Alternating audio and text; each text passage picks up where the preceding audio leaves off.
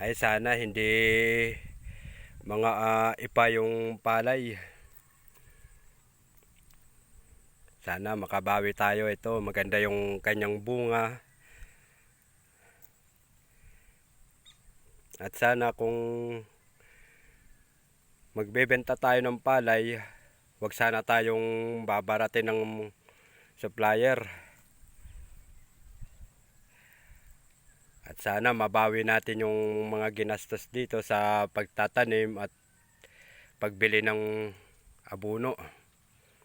Yan lang.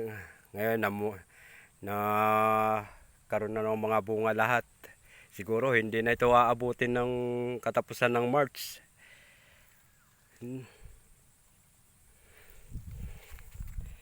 Ito. Yung balak ko sana gawin na lang bigas. Tapos yung bigas ibenta kada sako. Makikita kung ilang sako yung makukuha ng bigas.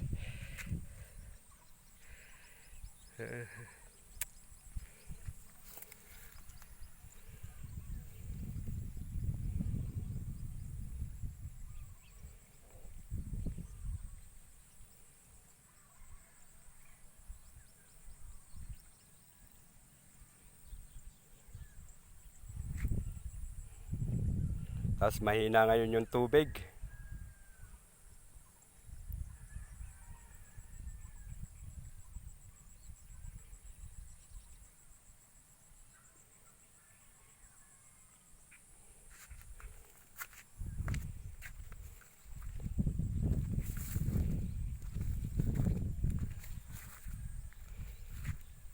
Kumakain ba kayo niyan?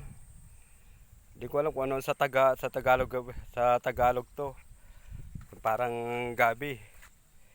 Pero yung bunga niyan, masarap yan.